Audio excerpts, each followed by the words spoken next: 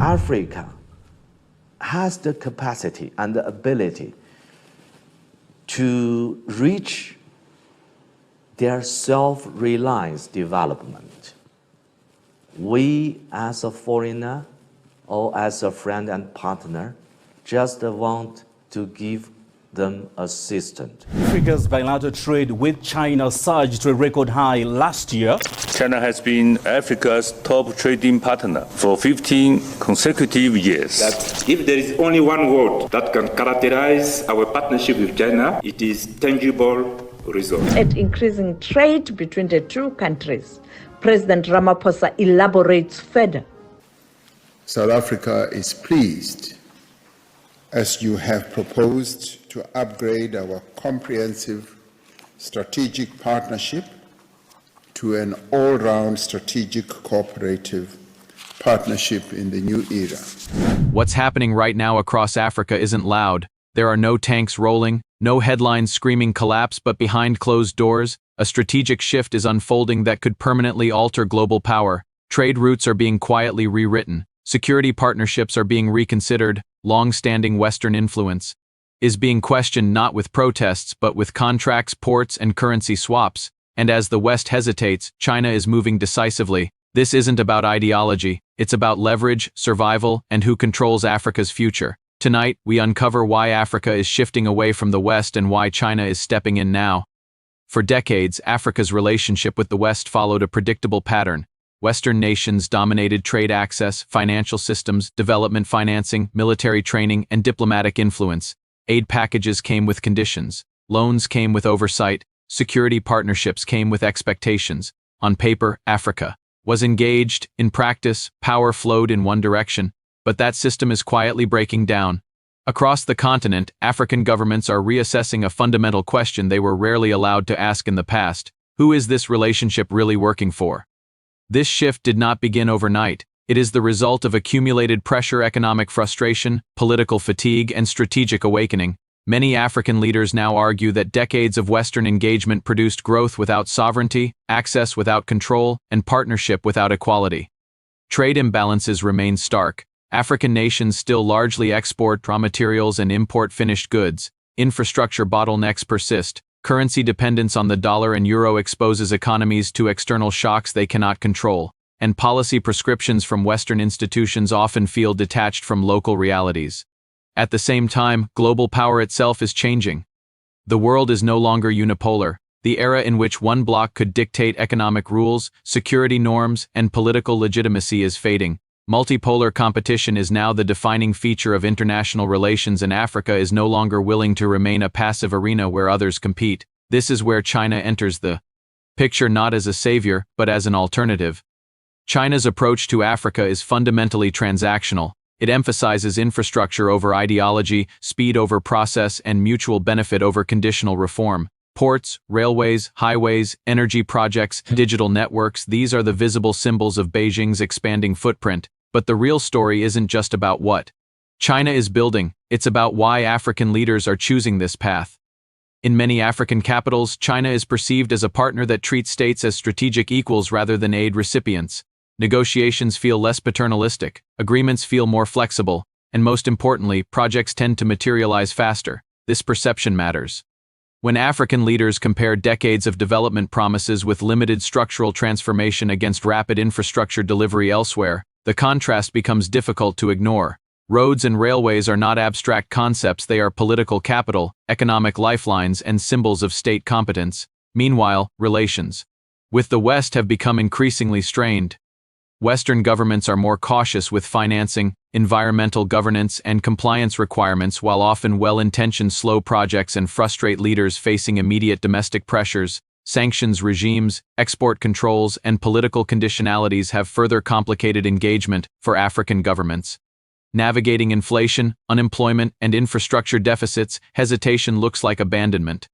This is not about rejecting the West outright, it is about diversifying options and reducing dependence. Africa's strategic shift is therefore less emotional than rational. Leaders are pursuing leverage. By engaging China, they gain bargaining power. By signaling openness to alternatives, they weaken long-standing asymmetries. The consequences of this shift extend far beyond Africa. Access to African minerals is critical to the global energy transition. Cobalt, lithium, rare earths, copper. These resources sit at the heart of electric vehicles, renewable energy systems, and advanced manufacturing. Whoever secures stable access to these supply chains will shape the future economy. China understands this. While Western nations debate reshoring and supply chain resilience, China is embedding itself deeper into upstream resource ecosystems. Long-term contracts, joint ventures, processing facilities. The strategy is comprehensive. Africa, in turn, gains something it rarely had before. Choice. Choice means negotiating better terms. It means pushing back against unfavorable agreements. It means redefining sovereignty not just politically but economically. This shift is also reshaping security dynamics. In regions where Western military cooperation has lost legitimacy or effectiveness, alternative security arrangements are emerging. African governments are reassessing how much external influence they want over internal stability. The emphasis is increasingly on autonomy rather than dependence. Diplomatically, African nations are asserting themselves more boldly on the global stage. Voting patterns, multilateral alignments, and strategic partnerships are becoming less predictable. The message is subtle but unmistakable. Africa will no longer be taken for granted. China's timing is not accidental. As Western nations face domestic polarization, fiscal constraints, and geopolitical overstretch, their capacity to compete consistently in Africa has weakened. Beijing is filling gaps not out of generosity, but because strategic opportunity favors those who act decisively. This does not mean the shift is risk-free.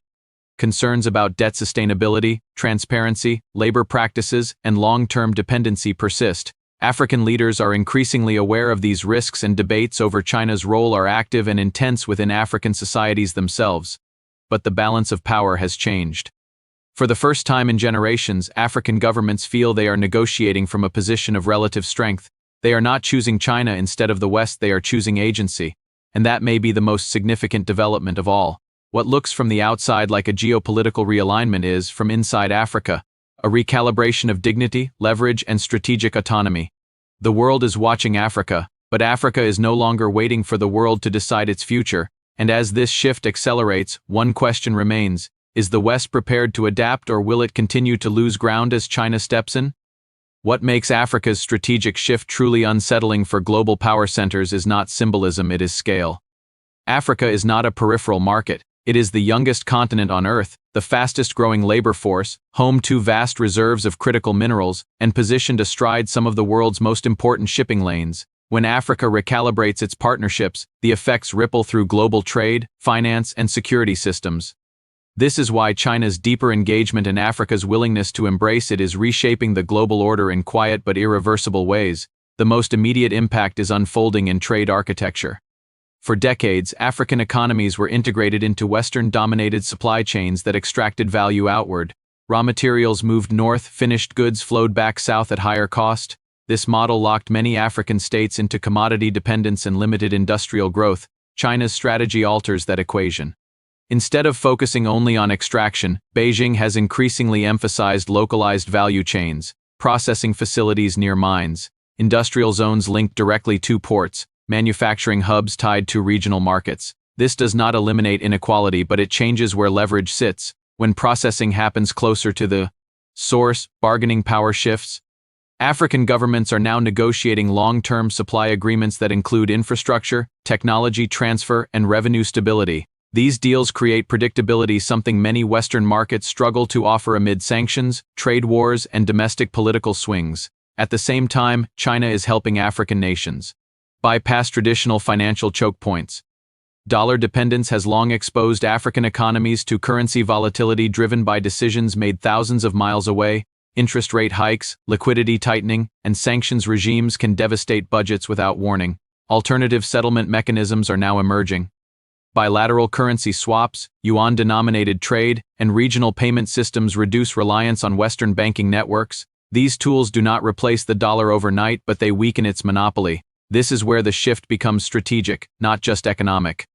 Control over currency settlement equals control over pressure. When trade no longer passes exclusively through Western financial channels, the effectiveness of economic coercion declines, sanctions lose bite, policy leverage erodes. China understands this dynamic deeply.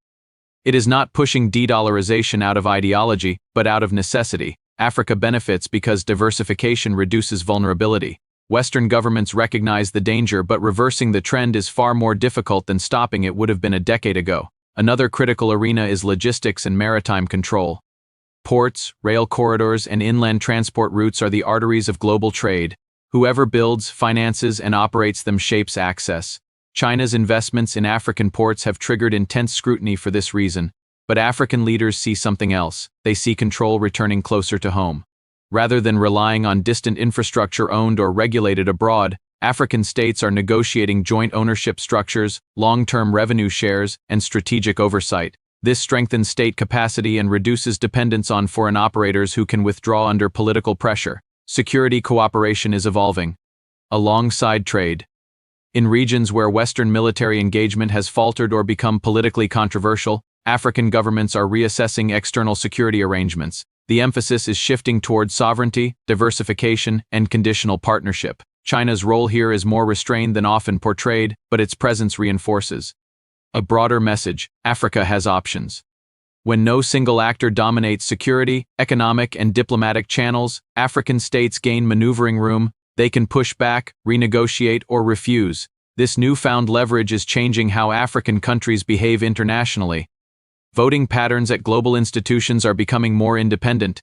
Diplomatic positions are increasingly coordinated through regional blocs rather than external alignment. Strategic silence, refusing to choose sides, is becoming a deliberate policy. The West is not losing Africa because of China alone. It is losing Africa because Africa no longer accepts asymmetry as inevitable.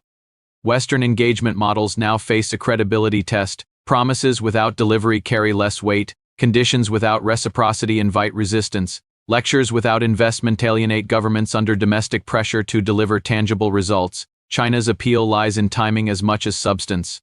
As Western economies grapple with political fragmentation, inflation, and strategic fatigue, Africa is focused on acceleration. Roads, power grids, digital infrastructure, these are immediate needs, not abstract goals. Speed matters, reliability matters, visibility matters, and China offers all three with fewer internal constraints.